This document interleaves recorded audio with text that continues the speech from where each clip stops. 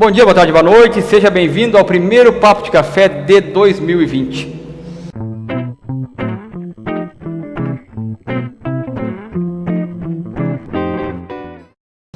E hoje nós somos recebidos aqui no gabinete do deputado federal Heitor Chu, em Santa Cruz do Sul. Deputado, seja bem-vindo. Bom dia, boa tarde, boa noite. Bom café. Sejam bem-vindos. Seu primeiro Papo de Café? É o primeiro. Primeiro. Espero que não seja o último. Não, com certeza. Não, com certeza não. Sejam bem-vindos, fico alegre de vê-los aqui. 2020, sem dúvida, é um ano diferente, porque nós vamos ter eleições para prefeito, vice-prefeito, vereador. Isso muda o cenário político. É um ano, se a gente olhar a nível federal, é o primeiro orçamento que esse governo, ele mesmo, elaborou com a aprovação do Congresso Nacional, porque no primeiro ano sempre é o orçamento do governo anterior, assim é nos estados também. Então acho que agora as melancias começam a se ajeitar na carruagem e eu espero que os governos deem bem, funcionem bem, deem certo, porque quando o governo batina, o governo não dá certo, quem paga a conta somos todos nós. O governo Bolsonaro já começou, digamos, patinando nesse início de ano aí com demissão de ministro, fazendo apologia ao nazismo, a Goebbels, então já começou Brasília pegando fogo. Eu digo, Ai, desculpa, olha, não. olha, Capaz. Eu acho que não mudou nada. Ele começou 2020 como terminou 2019 e não se impressionem, vai ser assim uns 4 anos do mandato dele. É do princípio, é da filosofia, fala demais, os filhos ainda atrapalham mais um pouco. E aí, não vai dar certo. Acho que um governo tem que ter um projeto, um paradigma para ele mesmo, de não entrar em bola dividida, de não atrapalhar a economia. E no Brasil está muito claro, nós temos praticamente 2 presidentes. O presidente político institucional que quer tirar a cadeirinha do carro, terminar com DPVAT e outras coisas mais que não é nem coisa de presidente falar, enquanto isso ao lado Paulo Guedes desconstruindo tudo que tem. Não precisa mais conselho do idoso, conselho do índio, não precisa mais sindicato, não precisa mais organização social e colocando 44,8% de toda a receita que o governo vai ter para pagar juros e dívida que nós acho que já pagamos 2 ou 3 vezes. Resultado, vai continuar faltando dinheiro no Hospital Santa Cruz, no Ananeri, no Veracruz, no Monte Alverne, porque na saúde que a Constituição manda botar 10%, vai ter 5%. Vai faltar dinheiro nas universidades, que o orçamento diminui 16%, vai faltar dinheiro na agricultura, que perdeu muito dinheiro, enquanto que meia dúzia de grandes bancos que financiam a dívida pública vão ter um aumento de 12%. Ou seja, mudou o governo com o viés da nova política, mas o orçamento ainda mais achatado para a questão social e ainda mais formoso para os agentes financeiros que financiam a dívida brasileira. Isso aí, dinheiro para quem tem dinheiro. Porque quem tem dinheiro entende de como cuidar do dinheiro. Acho que a teoria que eles adotaram foi essa, né? Realmente. Pelo amor de Deus. E aí vem de encontro. O dinheiro para os ricos vai estar muito mais à vontade, em abundância, inclusive nos financiamentos do BNDES, do que para os programas sociais, projetos de merenda escolar ou de qualquer coisa que se queira fazer nos municípios. Aí é projeto, licença, FEPAM, IBAMA, carimbo, taxa, BNDES, orçamento e muitas vezes no final a palavra não. E aí a gente vê agora no início do ano os governadores, prefeitos enlouquecidos com o aumento que foi dado para os professores, merecido, do piso, né, de 12,84%, e aí não se tem dinheiro para isso. Você tem para várias outras mordomias. Essa que é a incoerência que eu acho. O próprio governo federal não deu para o salário mínimo os 12%. Também. Exatamente. Deu a inflação, tão somente 4%. Remendando ainda, né? Em 2 vezes porque eles não tinham as contas prontas. E por outro lado, não é que o professor não mereça, mas então o governo também tem que dar a oportunidade dos estados cumprirem o que está na lei. Isso não é mérito desse governo, já foi dos outros que fizeram exatamente a mesma coisa. Mas qual é a empresa, qual é o setor, qual é a aplicação da poupança que rendeu 12%? Nenhuma. mas o piso tem correção de 12%, enquanto que as outras coisas é 3%, 4%, seja no aluguel, no salário mínimo, aquilo que a lei define hoje. O senhor falou no DPVAT antes, né? A gente sabe que essa redução afeta diretamente o SUS também. Como é que o senhor vê essa questão, todo esse embate? Vai terminar aqui ou vai voltar ao judiciário novamente? Eu acho que quando a gente não está preparado para fazer certa coisa, a gente deixa como está. E o presidente da República quis mexer num assunto que, na minha opinião, ele não conhece, e aí ele queria se vingar do ex-presidente do partido dele, que tem a seguradora. E aí juntou a fome com a vontade de comer e se esparramaram por demais. Mas, por exemplo, falei com uma pessoa que comprou um carro que custa R$260 mil. Que bom! Mas ele disse o seguinte: agora o DPVAT é 16, e ele pagou. Na semana seguinte ele reclamou para mim que ele tem que entrar para conseguir a devolução, porque só é 5, porque senão não sai o documento. Então, não vamos mexer numa coisa que já está estruturada. A mesma coisa, aquela medida provisória do governo mexendo nas questões de trânsito. Vamos sacar a cadeirinha. Ora, mas nós temos a cultura de andar sem cinto, de andar ligeiro demais, as nossas estradas não ajudam. Se tirar a cadeirinha, daqui a pouco é criança voando por tudo que é lugar, e talvez não seja nem por excesso de velocidade. Tem certas coisas que a gente tem que ter regra, porque senão a gente não se regra. E essa questão é uma igual a do DPVAT. E se mudar... Os pardais também. Agora, falou em estrada, eu lembrei de uma coisa que ontem, né, passei numa praça de pedágio, aí, não vou falar que é DGR, porque fica chato, né? Aí passei na praça de pedágio, fui chegando, né, para pagar o aquela que está sendo construída a toque de caixa? Não. Numa que já está rendendo. Ganhando, né? Rendendo. Faturando. Aí chego eu e o pneu do meu carro, num buraco dentro da praça de pedágio. Ou seja, o cara não arruma praça de pedágio. Isso é totalmente cômico, a gente tem que definir, né? O que é o... Mas olha, e deputado, até podem ser feitas mudanças, mas tem que ser tudo com base em estudos, e o que esse governo não faz é isso. Né? Ainda mais uma magnitude dessa como o DPVAT ou... Mas hoje, quando alguém quer abrir um posto de combustível, um supermercado, uma casa comercial, a primeira coisa que ele faz é fazer uma pesquisa. Afinal, é o lugar certo? É isso que está precisando? E o governo não tem se dado o tempo e o luxo de fazer essas coisas para fazer as coisas mais certas. Prova é que, se a gente for olhar o primeiro ano do governo federal, nós vamos ver de que Congresso derrotou o governo X vezes. Por quê? Porque ou era inconstitucional, ou tecnicamente não enquadrava, ou politicamente estava totalmente fora do contexto, e isso acabou desgastando o próprio governo. A reforma da Previdência, por exemplo, que o governo fez uma grande propaganda, e o cidadão entendeu, bom, agora os juízes, promotores, desembargadores, os militares, o pessoal da aeronáutica vão pagar igual eu. Não é nada disso, é só olhar o texto final. Foram apartados, inclusive. Bom, mas tem o juiz que vai trabalhar um pouquinho mais. Ok, mas ficou a paridade, equidade, isonomia, tudo igual.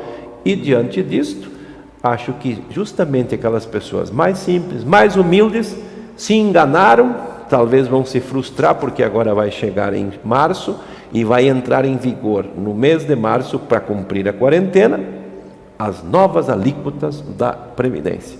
E aí o cidadão que bate cartão na fumageira, ou na casa comercial, ou no banco, ele vai olhar eu ganho R$3.000,01, aumentou a alíquota de 11% para 14%, ou seja, ele vai receber menos em abril do que ele recebeu em fevereiro, e vai achar que o patrão que diminuiu o salário dele.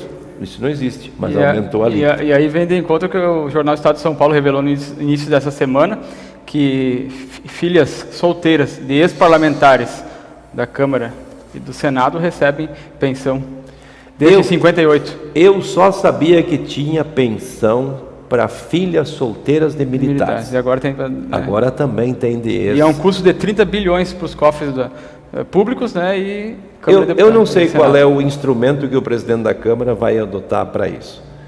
Senão... Ele encomendou um estudo, diz ele. Pois é, mas isso é o certo. Sim. Não dizer, olha, eu vou chegar lá e vou fazer um decreto e cortar. Daqui a pouco não é decreto, e o direito está adquirido, normativa, é de lei. Mas isso tem que ter um fim. Por exemplo, aqui no estado do Rio Grande do Sul, a Assembleia já votou. Governador termina o mandato e não tem mais salário ou subsídio vitalício. Então tem que fazer uma coisa parecida lá, para uma coisa que a gente realmente não sabia, dos ex-parlamentares, lei de quando? 1958. Recente, coisa nova. Olha, eu não era nem nascido. Promulgado por Juscelino Kubitschek. Então, imagina. Tem coisa errada, se conserta. E o que está certo a gente deixa funcionar. Eu estava, pelo menos antes, falando lá, o deputado comentou, mas pelo menos eu pensando bem aqui, a gente não pode nem dizer que foi enganado, né? Essa questão de ter... Tem aquele filme Dois Papas, né? Nós temos aqui um filme Dois Presidentes, né? Dois presidentes. Porque o cara lá na campanha ele falou, eu não entendo nada disso, eu não entendo nada daquilo. Tem meu posto de pirâmide. Eu não entendo isso, eu não entendo isso. Pergunta no posto de pirâmide, eu não entendo isso aqui. Mas eu confio no meu posto Paulo de pirâmide. Guedes. Eu até não vou falar mais, senão depois vai ter um comentário dele, da família, lá no nosso... Lá vai estar escrito assim, vagabundo! Comunista, fascista, sei lá. Não, o primeiro xingamento, o maior xingamento do país. Só pode ser petista. Vamos chamar de petista, de vagabundo. Enfim, né? Mas são coisas assustadoras que, mesmo agora que as melancias estão se ajeitando aí um pouco na carroça, aí na carruagem por causa do orçamento, né? Eu não consigo ter uma esperança muito clara também, é meio assustador e...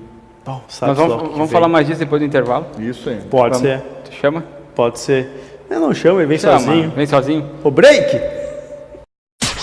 O Sesc tem muitos jeitos para você ser feliz. Academia, escola de educação infantil, odontologia, nutrição, turismo, maturidade ativa, esporte, biblioteca, recreação, iniciação esportiva e cultura. Sesc, a força do sistema Fê Comércio ao seu lado. Rua Ernesto Alves, 1042, fone 3713-3222.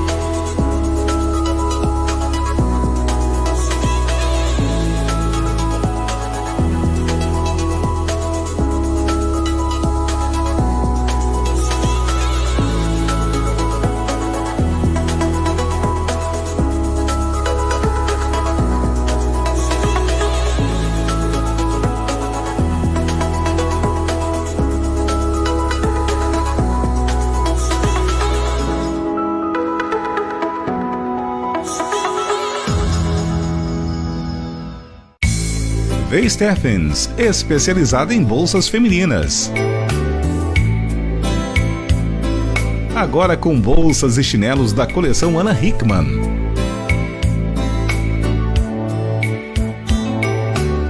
Venha e confira todas as novidades.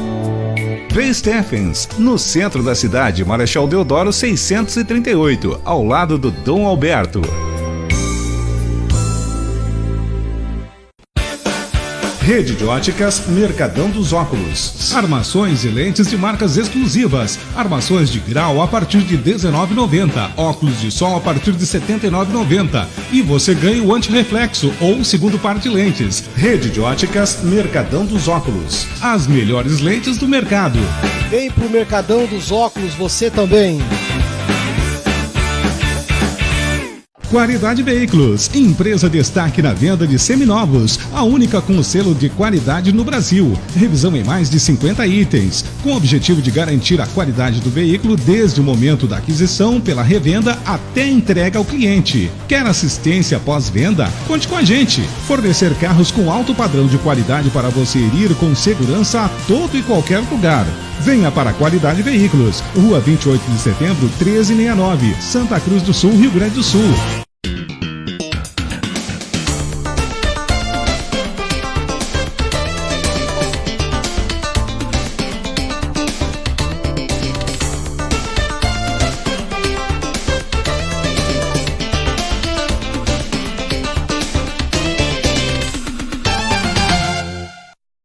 Eva, uma nova loja, um novo conceito, um visual diferenciado. Venha conhecer nossa nova loja em Candelária e surpreenda-se. Moda feminina e masculina com marcas consagradas no mundo da moda. E Eva, no centro de Candelária. Estamos de volta com o Papo de Café. E agora eu quero saber do deputado Heitor Chu, como é a relação do presidente Bolsonaro dentro do Congresso. Já chamou alguma vez o senhor lá para conversar, para discutir algum projeto, alguma coisa? O líder do governo, como é que funciona? Como é que é essa relação? É melhor que a da Dilma? Bom, eu peguei 2 anos da presidente Dilma, 2 anos do presidente Temer e agora vou pegar o 2º ano do presidente Bolsonaro, o 3º presidente. Cada um tem seu jeito. Sim. Mas, digamos assim, a relação mais forte com o Congresso foi durante o governo Temer. Até porque ele era parlamentar, ele foi muito tempo deputado, presidente da Câmara e tudo mais. Bolsonaro também foi deputado, 28 anos, mas sempre foi um deputado fora da comissão, fora da liderança. Ele não era alguém da linha de frente, não fazia essas articulações. Bolsonaro é aquele militar que, se tiver aqui de Santa Cruz para Candelária em linha reta, ele vai. Ele passa no arroio, sobe o morro, desce os gravatais, não quer saber, ele vai. Né? Para ele tudo é normal nessa parte. Mas a relação com o Congresso nesse primeiro ano foi difícil. A prova disso é de que o chefe da Casa Civil que faz esse serviço não deu certo. E ele tirou do meu colega deputado Onyx Lorenzoni essa tarefa de dialogar com o Congresso, de acertar as medidas provisórias, os projetos, e chamou essa tarefa para o Bibiano. Só que o Bibiano deu aquela denúncia, ficou 3 meses e foi embora. Aí veio o general Santos Cruz, centrado, o homem do Haiti, enfim e tal. Mas o Bolsonaro entendeu de que o Santos Cruz não podia fazer. Por causa dos filhos, né? Também tem essa muito versão. Por causa dos filhos, claro. E aí foi esse governo é um negócio de família, né? Que saco! E aí foi colocado no lugar para estar lá até hoje o general Ramos, que trabalhou aqui em Santa Cruz, fez a transformação do 8º BIMTZ no 7º BIP. Ele é um carioca muito bom, de trato, fala com todo mundo, enfim. Mas a relação, ela é delicada. O senador acha que é Deus. O deputado já acha que é o santo, né? Então cada um quer ser tratado na palma da mão, enfim.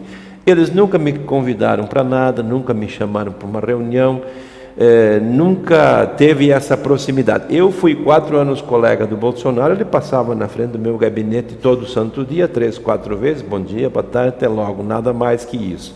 Mas é o estilo dele. Eu já disse antes, acho que vai assim até o final. E lembrando, né, que se tem uma discussão muito grande, já se teve muitas vezes, de, em vez de ter Senado e Câmara dos Deputados, unificar, enxugar, né, ainda mais diminuir, né, reduzir.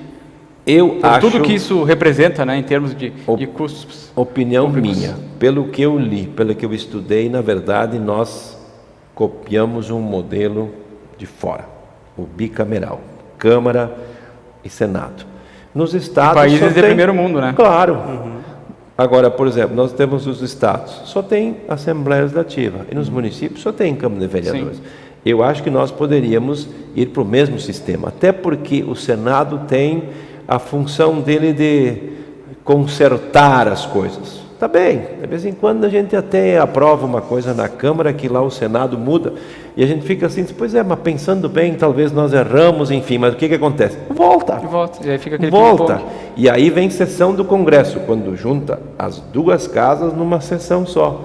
E isso se faz muito por causa dos vetos do presidente da República, né? Aliás, a gente já viu medida provisória mandada pelo governo que a gente votou e depois o próprio presidente vetou. Então, tem coisa que ele até mudou de opinião no meio do caminho. Então, eu particularmente acho que, por exemplo, no Brasil, com 513 deputados, é pouco se eu comparar com a Argentina, com o Paraguai, com a Alemanha, porque nós somos um país desse tamanho. Um continente, né, praticamente. Agora, se eu olho a população, bom, aí é uma outra coisa. Tá bem, mas o Rio Grande do Sul tem 31 deputados. Ok. São Paulo tem 70, por quê? Tem muito mais população, mas o Acre tem 8, mas os 8 do Acre não é demais para a população que tem? E o que a gente tem que dizer então quando for falar do Senado, que é 3 por estado, independente do tamanho, 3 senadores para São Paulo, com aquela população de mais de 20 milhões de paulistas e paulistanos, e juntando tudo ali, e lá no Acre, no Rio Grande do Norte, em Alagoas, tem 3 também. Então, eu fico até com um certo constrangimento de falar isso, porque foi um gaúcho, o general Geisel, que inventou essa matemática. Tem gente sobrando. Com certeza tem gente sobrando. E maldade, gente sobrando, aí prevalece a batalha de ego, né? O deputado disse, no Senado quer ser tratado assim, na Câmara assim, e aí acaba não fluindo como deveria. É como o presidente disse quando era candidato, eu vou ter 15 ministérios, mas tem 22. Pois é. E amanhã depois pode ter mais algum. Por quê? Porque o país é grande demais. Você tem que ter alguém para cuidar, tudo centralizado em Brasília, as coisas não andam. Agora eu pergunto, a Marinha, que em Brasília não tem mar, não tem rio, tem apenas o Lago Paranoá, precisa 20 mil pessoas em Brasília? Pois é. Mas é o que está lá. Então, as grandes corporações, onde é que elas estão? Também estão lá. Então, dá para discutir? Dá para mudar? Com certeza. Deputado, e você, do Rio Grande do Sul, gaúcho, né? O que o senhor vê, assim, do nosso governo aqui, dessas coisas que têm acontecido aqui no Rio Grande do Sul? O governo do estado do Rio Grande do Sul, a gente já sabia que teria muitas dificuldades nas finanças. Até porque em 98 se tomou um financiamento de 9 bi, já pagamos 28 bi e estamos devendo 56. O governo Antônio Brito começou. Começou no Brito. Então o que é essa dívida? Parece que nós, quanto mais pagamos, mais estamos devendo. E aí algumas coisas que o governo atual quis fazer, como CE, CRM, Banrisul, não deram certo. Porque o mercado se organiza e se protege. Não, o governo vai vender ações do Banrisul. Quando chegar nos R$25 a ação, a gente vende. Bateu nos 18, os caras cruzaram os braços e disseram, vão vender a 18? Ou a gente não compra. Quem é que foi o prejudicado? Todos nós gaúchos, não só o governo. Então o capital, ele se protege, ele se combina, ele não vai se atirar assim, não, para pagar o que o governo quer. Então nós vamos ter mais problemas, nós vamos ter dificuldades aqui no estado do Rio Grande do Sul, na questão do estado. Eu sempre digo o seguinte, o Rio Grande vai bem, mas o estado vai mal. E aí tem uma série de coisas que foram feitas erradas lá atrás. Por exemplo, teve uma vez, eu era deputado estadual, o governador apresentou um projeto para aumentar o salário dos servidores do estado para os próximos 4 anos, que ele já não seria mais o governador.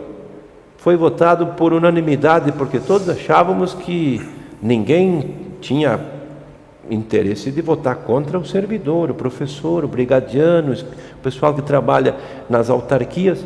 Só que depois o que a gente viu? A inflação foi pequenininha e o aumento foi grande. Essa conta não fecha, tinha que se ter voltado atrás, né? Então esses erros também fazem com que se chegue onde está. E quando se fala nessa questão de educação, que para mim é a coisa mais importante, por que adianta nós termos muita coisa se a gente não sabe nem ler nem escrever, nós não vamos a lugar nenhum? Aí tem esses penduricalhos, difícil acesso, mas o professor mora na frente da escola, porque de 30 anos para cá o difícil acesso mudou. A escola veio para perto dele, né? Não é mais sair daqui e pegar 40 quilômetros de estrada de chão para chegar na escola. Sim. As coisas mudaram. Por quê? Porque antes a escolinha era lá fora. Agora a nucleação traz o aluno no núcleo, né? Então, essas coisas realmente estão trazendo um problema muito grande para o Estado. E se fosse uma entidade pública, uma empresa, já tinha quebrado. Privada já tinha quebrado, mas já que é pública, o público nunca quebra, porque todo dia alguém paga imposto. Qual é a saída que o senhor vê a curto prazo? Difícil, mas para recolocar o Estado nos acho que a curto prazo nós não temos solução para isso. Nós temos que pegar a Constituição de 1988, artigo 26, disposições transitórias, e auditar a dívida pública. Afinal, já não pagamos? Era para ter feito em um ano, em 89. Nós estamos em 2020 e até hoje não foi feito. E aqui eu quero fazer uma crítica, tanto a presidente Dilma como ao presidente Temer. A Câmara votou 2 vezes, eu estive lá, a favor de auditar a dívida pública. Os 2 presidentes vetaram. Então, tem angu nesse sabão ali. Tem alguma coisa errada e acho que isso vale tanto para o governo federal como para os estados também. Aliás, a dívida do estado não é maior porque o Supremo Tribunal Federal diz o seguinte, vocês não precisam pagar, está tudo em stand-by. No dia que vier a conta, ela vai vir dobrada. E aí dói. Mas uma outra coisa que tem nos preocupado bastante, deputado, e é legal de conversar contigo aqui agora, em Santa Cruz, porque tem visitado muito a base aqui, né, os municípios da região, porque o Rio Grande do Sul está enfrentando essa questão da estiagem que está severa, muito severa esse ano. Né? Quando era para ter uma safra recorde? Deveríamos ter. Falamos antes em off, né? Tem a questão não só da queda da produção em si, mas como da qualidade do produto final, né, que se tem. O que o deputado viu aí nessas andanças aí? Foram o quê? 35 municípios ou mais? Perfeito. Eu suspendi o meu recesso parlamentar de janeiro para me dedicar a isso. E acho que deputado não foi eleito só para votar projetos e sentar no ar-condicionado. Tem que ir lá também ver onde é que os problemas estão. E eu fui. Falei com muitos vereadores, lideranças, sindicatos, falei com prefeitos, eu falei com muita gente. E nós temos 2 secas. A seca seca e a seca verde. A seca seca é aquela que você chega assim, o milho está seco, bom, o que você faz? Faz o laudo, chama a Emater, faz o Proagro e o agricultor que tem financiamento indenizado. Isso todo mundo já sabe como funciona. Agora nós temos a outra seca daquele agricultor que plantou com recurso próprio, que financiou com o seu dinheiro, que não tem seguro e que aí deu umas chuvinhas de 8, 10 milímetros, você olha assim, a lavourinha está verde, mas você vai lá olhar. A vagem caiu. O grão não desenvolveu e você não vai ter safra, mesmo que a planta pareça ser um estado vegetativo bom. E agregando a tudo isso, a coisa mais séria é o recuo das águas. As águas estão diminuindo nos arroios, nos açudes, e aí entraria o serviço do governo, porque nessa seca da conjuntura, de Proagro, seguro, é fácil, mas da estrutura que é difícil. Aí você vê assim um açude grande, tem um pouquinho de água, e a outra parte está tudo rachado, aquela terra, aí você tem que entrar com maquinário, afundar aquilo, para na próxima chuva você armazenar mais água na propriedade, porque quando tem água lá, você já fica mais tranquilo. Eu visitei agricultores puxando água da sociedade hídrica para dar para o suíno e para as aves, porque a água que era para os animais não tem mais. E a prefeitura botando água, bombeiro levando água para o interior, enfim, e aí é prejuízo, porque esse é um serviço que não dá retorno. Exatamente. Não dá produção. O prejuízo já foi nas hortaliças, no milho, na silagem, entre outras tantas coisas. No fumo, é 20% a perda na quantidade. E se a qualidade não for boa, pode ser mais tanto. Muito mais. Então aquelas famílias vão viver um ano com metade do dinheiro que elas tinham no ano passado. Então, essas coisas o governo tem que ter um fundo. Eu, inclusive, propus antecipar o FPM, que não é nada do que colocar um dinheiro na mão das prefeituras agora para investirem na sudagem, no açude, melhorar as aguadas e tudo mais, fazer os barramentos, porque logo logo vai chover. Só que a gente não pode deixar de novo essa água ir embora, porque seca aqui no sul do Brasil, a gente sabe que de 10 em 10 anos nós temos 2, 3 anos com falta de chuva, e essa deficiência hídrica é que a gente sente quando não chove. Na primeira chuva, todo mundo esqueceu dos ouvidos. E aí não resolve. Só que não resolve o problema, né? Também não faz tem uma nada prevenção para pensar na próxima, né? E por isso que eu trouxe esse tema, porque essa volta toda e conhecer essas realidades, porque quando a gente fala na deputado, não sei o que, aqui do Rio Grande do Sul, região, Santa Cruz, as pessoas têm uma visão política daquela que elas têm dentro de casa, da sua realidade, né? A sua visão de política do seu sofá de casa, que eu digo, né? E aquilo, às vezes, o que eu estou aqui no centro da cidade, pensando como prioridade, a pessoa que está lá no campo está pensando em prioridade muito diferente. Totalmente. Essa questão, por exemplo, de se alguém me ajudasse aqui afundasse açude, eu ia ter mais água ali, daqui a pouco ainda tem alguma coisa nesse lençol. Eu não tô... É outra questão, mas também envolve a política. E se ninguém for lá dar atenção, for lá conferir, for lá olhar, ninguém vai saber. As pessoas não se preocupam com isso. Tá vindo a verdura para o mercado, mas nem tem ideia de como se desenvolve, né? Sim. Tem gente que ainda, tem criança hoje que o leite nasce na caixinha. Quantos municípios o senhor visitou, deputado, agora nesse período? Nesse período de janeiro eu visitei 35 municípios.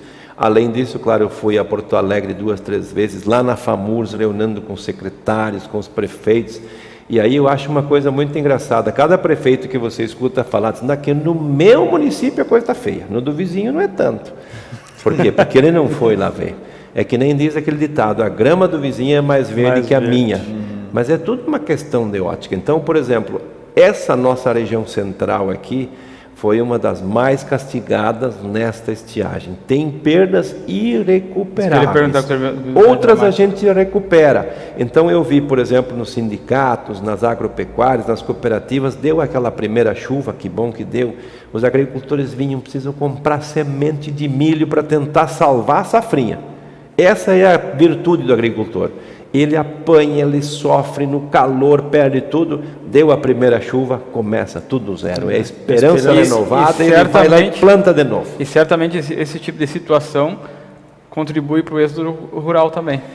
O IBGE tem um número do levantamento do censo que ele fez nos últimos 10 anos de que nós perdemos 10% da população rural, envelhecemos a população rural e a juventude foi embora. E mais grave do que tudo isso é de que eles detectaram que naquelas famílias onde tem um aposentado de salário mínimo, a vida é melhor. Então, tem muitas famílias no interior que não são mais de 10, 11 filhos como era no passado. Mas naquela família onde vive o vovô e a vovó, que tem uma pensão, que tem uma aposentadoria, que tem um ganho mensal, a mesa é mais farta. Não falta o caderninho para as crianças ir para o colégio. As políticas sociais também já chegaram por outros caminhos de Pronaf, de transporte escolar e tudo mais. Só que aí o pessoal diz assim, o que adiantou tudo isso se o governo agora botou uma PEC em Brasília para terminar com 226 pequenos municípios? Como é que vai ser? Vai ser difícil. Então, é na contramão do processo. Então, eu acho que nós temos as questões estruturais, as questões conjunturais, mas a gente tem que ter muito claro de que quanto menos desigualdade nós tivermos, os ricos, os pobres, isso não nos interessa, porque o pobre vai bater na casa da gente. Mas deputado, jornalista, empresário, você tem que me ajudar porque minhas crianças estão passando fome. Esse modelo de sociedade é ruim para todos nós e, portanto, eu ainda acho que nós temos que investir no social, não dar o peixe, mas ensinar a pescar. Essa questão, eu até pensei que a questão do... Diretor sim, também. Vamos lá, só um pouquinho, diretor, só um pouquinho. Ouço voz tem teu assunto. É isso, eu quero, mas só ali essa questão da questão da iniciativa privada também, em alguns casos tem...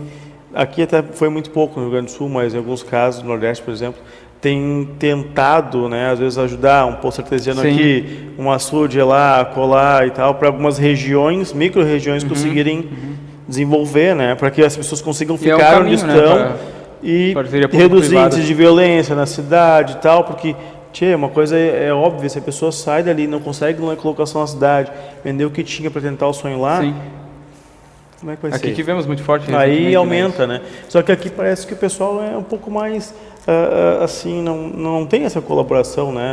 Muito, assim, muito grande. Se eu olho a nível de país, nós já vemos Banco da Terra para vender um pedacinho de terra. Não é fundo perdido, dinheiro de graça. Sim. Não, financiamento. Tu compra a tua terrinha e paga ela. Acabou o Banco da Terra. Crédito fundiário, acabou também. Ministério de Desenvolvimento Agrário, o governo Temer terminou com o Ministério. Então, a gurizada olha assim, quer saber de uma coisa? Tem emprego na cidade, eu posso estudar? Vamos embora. Esse é o caminho, até porque lá no interior, a gente fica escutando assim, até nas emissoras de rádio, a comunidade da linha Chuerim está 3 dias sem luz. Mas o que eu faço sem energia elétrica hoje? Eu não consigo ordenhar as vacas, eu perco a carne que eu guardei no freezer. Até mesmo a internet já está no campo, o jovem não quer ficar... chegar lá. O aluno da cidade do interior, todo mundo tem que pesquisar o assunto tal. E aquele que mora lá que não tem internet, vai pesquisar como? Então o que acontece? Vai lá para a cidade, acha um emprego, estuda de noite, e aí você já consegue na empresa, enfim, acesso à internet e já faz o teu trabalho de escola também. Só que isto é coisa do meu tempo, da década de 50, 60, 70. Nós estamos em 2020 e infelizmente isso não melhorou. Para finalizar, uma questão aqui, pergunta que não quer calar e o pessoal do bairro quer saber. Deputado, conhece aqui a base eleitoral de Santa Cruz do Sul, conhece muito bem o município, as figuras políticas aqui, projeções, o que consegue imaginar para a corrida do Palacinho aqui em Santa Cruz aí 2020, a corrida maluca? Será que vai mudar as coisas?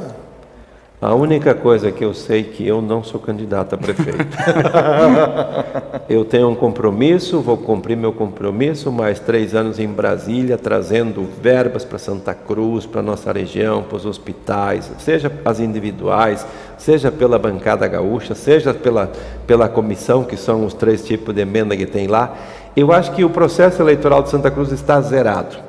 O atual prefeito conclui 8 anos, não pode concorrer. Se ele pudesse concorrer, já se tinha um ponto de partida. Ele vai ter o candidato dele? Vai, mas acho que nem ele sabe quem vai ser. Eu acho que ele sabe quem não será.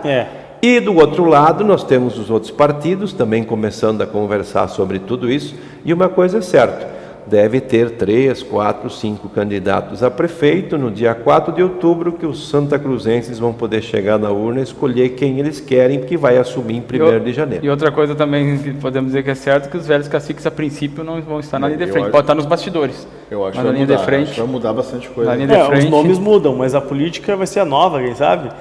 Eu tenho medo desse negócio de nova política. Isso eu acredito que não. Bolsonaro me ensinou. Justamente que os caciques vão estar nos bastidores, provavelmente. Entre a nova e a velha, eu prefiro ficar com a democracia, a boa política, a representação que se dá para um vereador, para um prefeito, a transparência. Porque esse negócio de achar que agora eu vou votar no prefeito A, ou no governador B, ou no presidente C, e no dia seguinte não tem mais ladrão, não tem mais marginal, isso todo mundo já viu, que foi tudo assim conversa fiada. Exatamente. Ilusão, né? E o PSB vem com chapa aí, deputado? Nós temos pré-candidato, já tivemos na eleição passada, concorremos, agora nós também sabemos que é preciso nessa hora olhar quem é que são os concorrentes ou os adversários. E aí pode ter mudanças, pode ter coligações para prefeito. Sim. Porque para vereador, cada partido vai ter que ir com a sua nominata. O objetivo não pode mais coligar. O seu partido é ter candidato cabeça de chapa ou não? Lógico, até porque quando a gente é de uma sigla, o que vai para a televisão, o que vai para a mídia é o número do teu candidato. Exato. E o número do teu candidato numa região que nem nossa, que é difusora de discussões e debates e outras candidaturas nos municípios vizinhos, o 40 na televisão tem muito peso. Foi assim que nós conseguimos eleger prefeito em Venâncio, em Veracruz, em Barros Cassal, em Candelária, há 4 anos atrás. Então, respingou lá essa marca do nosso partido. Vamos aguardar, então. Temos assunto para mais um papo de café. Tem muito assunto para muito papo de café. Mas infelizmente tem que terminar o programa. Dica cultural. Tem a minha dica cultural. Minha dica cultural é um filme que está no Oscar, não é Democracia em Vertigem. Até porque eu já cansei de indicar esse filme aqui, mas enfim. É Parasita, que é um filme sul-coreano, candidatíssimo ao Oscar de filme estrangeiro, diretor, e também concorre a melhor filme. E fala sobre luta de classe. Paulo Guedes. Brasília está cheia de parasita, né, deputado? Mas não vamos entrar em detalhes. Tinha feito um filme pro cara já. Desculpa, me errei. Então, vou agradecer ao deputado Heitor pela disponibilidade da sua agenda para nos receber aqui no seu escritório em Santa Cruz. Muito bom, uma aula, a gente é bom, né? Tivemos uma aula hoje, eu gosto de ficar ouvindo, fala muito bem, sabe muito, né? Conhece o que está fazendo, né? Conhece, sabe o que está fazendo, exatamente. Chegou lá, já sabia o que... Olha, eu sei que eu tenho que trabalhar e eu sei o que acontece por aqui, então vamos trabalhar, né?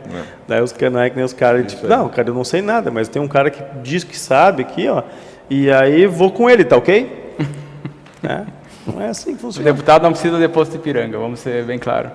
Enfim, é isso aí. deputado, Prazer tê-lo aqui, né, nos representando em Brasília, a gente fica contente com isso e que possamos aí... E lembrando que o deputado foi correspondente do Catedral, digamos, em Brasília, que tinha o programa no Santa Cruz Notícias. Verdade. E podemos ter novidades aí, aguarde. E aí a gente via muita coisa, não só do que acontecia em Brasília, mas também como que os assuntos de Brasília repercutiam na nossa região.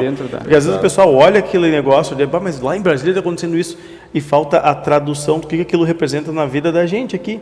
Porque a vida, coisa mesmo, a política, ela acontece nos municípios, na cidade, né? Só que a gente não tem noção disso. Porque a pirâmide, ela é invertida, o negócio, a gente não tem noção disso. E às vezes precisa dessa tradução para saber o que isso representa na vida da gente. Da minha parte era isso, grisados. Eu agradeço aos senhores e agradeço novamente o deputado. Muito bem, obrigado. Estejam sempre convidados a voltar aqui ou em outro lugar, como no nosso escritório em Porto Alegre ou o nosso gabinete em Brasília. Não tem tramela nas portas, está aberto a convidados. Wagner está de testemunha. Eu estive lá em setembro, foi? Não tem tramela nas portas. Muito bem recebido, não tem tramela nas portas, um bom chimarrão servido, tudo tranquilo, né? Um gabinete amplo, né, deputado? 64 metros quadrados. Olha aí. É só uma pena, né, que a gente começou o primeiro papo de café sem café, né? A gente virou piada já, né? Já. Mas é um mero detalhe. É papo de papo. É isso aí, pessoal. Esse foi o Papo de Café dessa semana, o primeiro de 2020, e até semana que vem. Aquele abraço, até breve. Tchau.